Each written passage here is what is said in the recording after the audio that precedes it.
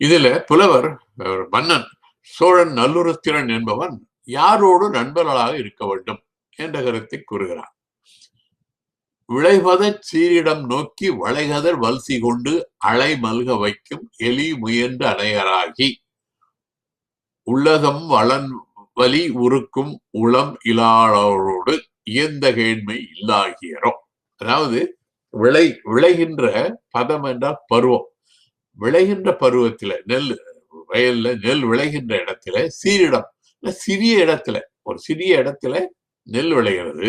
வளைகதிர் வல்சி கொண்டு, வளைந்த கதிர், என்ன கதிர், நெல் பயிரானது முதிர்ந்து விட்டது, நெல் இருக்கிறது, நெல் அதிகமாக இருப்பதனால அது தலை சாய்ந்து இருக்கிறது. அத்தகைய நெற்பயிர்கள் உள்ள இடத்திலே வல்சி என்றால் உணவு, இங்கே நெல். இந்த நெல்லை கொண்டு வந்து அலை மல்க வைக்கும். அலை என்றால் எலி, வளை, அலை என்றால் வளை. இந்த எலி என்ன செய்கிறது என்றால் வயல்ல போய் எலி அங்குள்ள நெல்லை கொண்டு வந்து தன்னுடைய வளையிலே நிரப்பிக் கொள்கிறது. அதுதான் எலி செய்கிறது. உள்ள அத்தகைய எலி போன்றவர்களோடு உறவு கொள்ள வேண்டாம். எலி என்ன செய்கிறது என்றால் எலி நெல்லை கொண்டு வந்து அதனுடைய வளையில நிரப்பிக் கொள்ளுகிறது. ஆனால் இந்த நெல்லு எலியினுடைய முயற்சியினாலே விளைந்ததல்ல. அது உழவன் உழுதான், யாரோ அதுக்கு அவன் விதைத்தான், நாட்டு நடவு நட்டார்கள், அது அறுவடை செய்தவன் யார், இப்படி பலருடைய உழைப்பினாலே வந்த ஒரு பொருளை எலி கொண்டு வந்து அதை கவர்ந்து கொண்டு வந்து தன்னுடைய வலையிலே வைத்துக் கொண்டு தான் உண்ணுகிறது. அது ஒரு சிறுமை மனப்பான்மைக்கு உதாரணமாக எலியை சொல்லுகிறார் புலவன். அடுத்தது அப்படி அல்ல, அவர்களோடு நண்பர்களாக இல்லாமல் இப்ப யாரோடு நண்பர்களாக இருக்க வேண்டும் என்றால் புலி போன்றவர்களோடு நண்பர்களாக இருக்க வேண்டும். புலி என்ன செய்கிறது என்றால் கடுங்கண் வேழல் கேழல் இடம்பட விழுந்தன. ஒரு புலி ஒரு கடுங்கண்ண கொடுமையான பார்வையுடைய, கேழல் என்றால் பன்றி, கொடுமையான பார்வையுடைய பன்றியை தாக்குகிறது. தாக்கினால் அந்த பன்றி புலிக்கு இடது பக்கமாக விழுந்தது. புலி அதனால் தாக்கப்படுகின்ற விலங்கு இடது பக்கமாக விழுந்தால் அதை உண்ணாது. அது ஏன் என்று தெரியவில்லை. இதே போன்ற கருத்து அகநானூற்றில் ஒரு பாடலும் வருகிறது. புலி ஒரு விலங்கை தாக்கினால் அந்த விலங்கு இடது பக்கமாக விழுந்தால் அதை உண்ணாது. உண்ணாமல் அன்று அவன் உண்ணாதாகி வழிநாள் பெருமலை விடரகம் புலம்ப போய் குகைக்குள்ள இருந்து பசியோடு இருக்கிறது. அதுக்கு கொள்கை இருக்கிறது. கொள்கை என்ன? தனக்கு இடது பக்கமாக விழுந்ததை உண்ணக்கூடாது என்பது புலியினுடைய கொள்கை. அதனால அடுத்த நாள் வரை காத்திருந்து அங்கே வெட்டெழுந்து இருங்களிற்று ஒருத்தல் நல்வலம் படுக்கும். களிறு என்றால் யானை, ஒருத்தல் என்றால் ஆண், விலங்கினுடைய ஆண் இனத்துக்கு பெயர் ஒருத்தல். ஆகவே இங்க ஆண் யானை ஒன்று, பெரிய ஆண் யானை ஒன்று வருகிறது.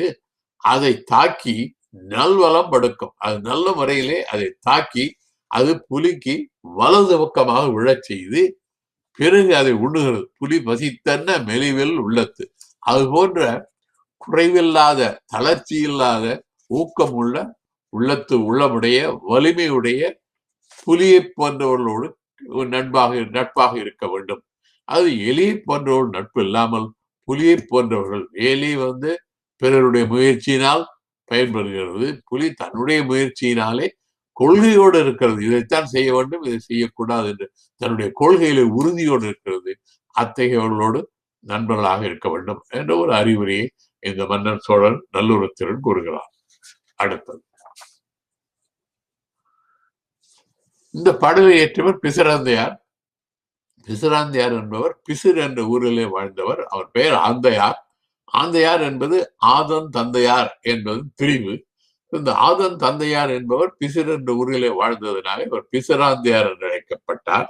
இவர் கொஞ்சம் வயதானவராக இருந்தாலும் அவருக்கு தலைமுடி நரைக்கவில்லை. அதனால அவருடைய நண்பர்கள் அங்க இருக்கிறவங்க கேட்கிறார்கள், உங்களுக்கு வயதாகி விட்டதே, இருந்தாலும் முடி நரைக்கவில்லையே, அது எப்படி என்று. அதற்கு அவர் இந்த பாடலில் விடையளிக்கிறார். யாண்டு பலவாக நரையில ஆகுதல் யாங்காகியன வினவுதீராயின். எனக்கு வயதாகியும் நிறை இல்லையே, அது எப்படி என்று நீங்கள் என்னை கேட்டால் அதுக்கு விடை. மாண்டை என் மனைவியோடு மக்களும் நிரம்பினர். மாண்ட என்றால் இங்க இறந்து போன என்று பொருள் அல்ல. மாண்ட என்றால் சிறப்பான, பெருமைக்குரிய என்னுடைய மனைவியோடு மக்களும், அவனுடைய மக்கள்லாம் பிள்ளைகள், அவனுடைய மக்களும் அறிவு நிரம்ப பெற்றார்கள். அது என்னுடைய மனைவி அறிவு நிரம்பியவள், என்னுடைய மக்களும் அறிவு சிறந்தவர்கள். அடுத்தது, யான் கண்டனையர் என் இளையரும், நான் எதை எண்ணுகிறேனோ அதையே என்னுடைய பணியாட்கள் பணியாற்றுகிறார்கள். அதனால் அவரிடத்திலே போய் இதை செய் அதை செய் என்று சொல்ல வேண்டியதில்லை. என்னுடைய கருத்துக்கேற்ப நான் சொல்லாமலே செய்ய வேண்டிய வேலைகளை புரிந்து கொண்டு அவர்கள் பணியாற்றுகிறார்கள். வேந்தனும் அல்லவை செய்யான், அந்த நாட்டை காக்கின்ற மன்னன் அவன் தீய செயலை செய்யாமல் நல்ல செயலை செய்கிறான். அதன் தலை அதற்கு மேலாக ஆன்றவிந்து அடங்கிய கொள்கை சான்றோர் பலர் யான் வாழும் ஊரே. நான் வாழுகின்ற ஊரில பல நல்ல அறிஞர்கள் இருக்கிறார்கள், நல்ல இயல்புடைய அறிஞர்கள் இருக்கிறார்கள். சரி, அவருடைய முடிவு என்னவென்றால், வீட்டிலே அவருடைய மனைவி சிறந்தவள், மக்கள் அறிவு சிறந்தவர்கள், இவர்களால் அவருடைய வாழ்க்கை அமைதியாக, அவருடைய பணியாட்களும் அவர் எண்ணம் போல் பணியாற்றுகிறார்கள். ஆகவே வீட்டிலே கவலை இல்லாமல் வாழ்கிறார்கள். அடுத்தது, நாட்டிலே கவலை இல்லை, மன்னவன் நல்ல ஆட்சி செய்கிறான் மன்னன், அந்த ஊர்லயோ சான்றோடு இருக்கிறார்கள். ஆகவே இவருக்கு வீட்டு வாழ்க்கையிலும் வெளி வாழ்க்கை நாட்டு வாழ்க்கையிலும் கவலை இல்லை. கவலை இல்லாததனாலே தலைமுடி நரைக்கவில்லை என்று சொல்லுகிறார். இன்றைய உளவியல் அறிஞர்கள் என்ன சொல்லுகிறார்கள் என்றால், கவலை அதிகமாக உள்ளவர்களுக்கு இளம் வயதிலேயே முடி நரைக்கின்ற வாய்ப்பு உண்டு என்று சொல்லுகிறார்கள். ஆகவே ஓரளவுக்கு பிசிராந்தையாருடைய கருத்தும் இன்றைய உளவியல் அறிஞருடைய கருத்தும் ஒத்திருப்பது குறிப்பிடத்தக்கது. அடுத்த பாடம்,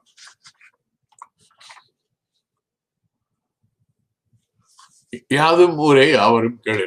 இது எல்லாரும் கேட்ட பாடல். இந்த பாடல்ல யாதும் ஊரே யாவரும் கேளு, யாதும் ஊரே எல்லா ஊரும் நம்முடைய ஊர் தான், யாவரும் கேளு அனைவரும் நம்முடைய உறவினர்கள் தான். தீதும் நன்றும் பிறர் தர வாரா, தீமையும் நன்மையும் பிறரால் நமக்கு வருவது அல்ல, தானா வருகிறது. நோதலும் தனிதலும் அவற்றோர் என்ன, நோதல் என்றால் துன்புறுதல், துன்புறுதலும் துன்பத்தை தவிர்ப்பதும் அப்படித்தான். எப்படி தீமையும் நன்மையும் தானாக வருகின்றனவோ அதே போலத்தான் துன்பமும் துன்பத்திலிருந்து துன்பத்தை தவிர்ப்பதும். சாவதும் புதுவதென்றே, இறப்பது ஒன்றும் புதிதல்ல, உலகத்துல பிறந்தவெல்லாம் செத்துத்தான் இருக்கான். அதனால சாவது புதிதல்ல, வாழுதல் இனிதென மகிழ்ந்தென்று விளைவே. ஆக சாவதுதான் கொடியது, வாழுதல் இனிதென்று நான் மகிழ்ச்சியாக இருப்பதும் இல்லை. முனிவின் இன்னாதென்றலும் விளைமே. வாழ்க்கையை வெறுத்து இந்த வாழ்க்கை இனிமையான வாழ்க்கை இல்லை என்று நான் வெறுப்பதும் இல்லை. எப்படி வாழ்க்கை எப்படி இருக்கிறது என்றால், மின்னொடு வானம் தண்டுளி தலையி ஆனாது கல்பொருது இறங்கும் மல்லர் பெரியாற்று நீர்வழிப்படும் புனைவோல் ஆறுயிர் முறைப்படி படும் என்பது திறவோர் காட்சியின் தெளிந்தரமாகலின். அதாவது மலையில மின்னலோடு இடியோடும் மழை பெய்கிறது மலையிலே, அந்த மலையிலே பெய்த மழையினாலே அங்கிருந்து அருவி வந்து அருவி வழியாக ஆற்றிலே வெள்ளம் பெருக்கெடுத்து ஓடுகிறது. அந்த வெள்ளம் பெருக்கெடுத்து ஓடுகின்ற ஆற்றிலே படகுகள் இருந்தால் அந்த படகு தானா போகும், யாரும் ஒன்றும் செய்ய வேண்டியதில்லை, அதுக்கு துடுப்பு வேண்டியதில்லை, அது வெள்ளத்திலே அடித்து கொண்டு போகும். அதுபோல் வாழ்க்கை தானாக நடைபெறுகிறது என்று சொல்லுகிறார். அதனால பெரியோரை வியத்தலும் இலமே, சிறியோரை இகழ்தல் அதனினும் இலமே. அதனால நான் யாரையுமே பெரியவர்களை கண்டு நான் வியக்கவில்லை, சிறியவர்களை கண்டு இகழ்தலும் இல்லை. வாழ்க்கை தானாக நடைபெறுகிறது. இந்த பாடலில் அவர் பல கருத்துக்களை சொல்லுகிறார். இருந்தாலும் பலருக்கும் தெரிந்த கருத்து யாதும் ஊரே யாவரும் கேளு என்பதுதான். இந்த பாட்டை, இந்த பாடல் முதல் வரிதான் யாதும் ஊரே யாவரும் கேளு என்பதை இந்திய பிரதமர் மோடி ஐநா அவையிலே மேற்கோள் காட்டி பேசினார். ஆக இந்த புறநானூற்று பாடல் ஐநா அவை வரையில் சென்றிருக்கிறது இப்பொழுது.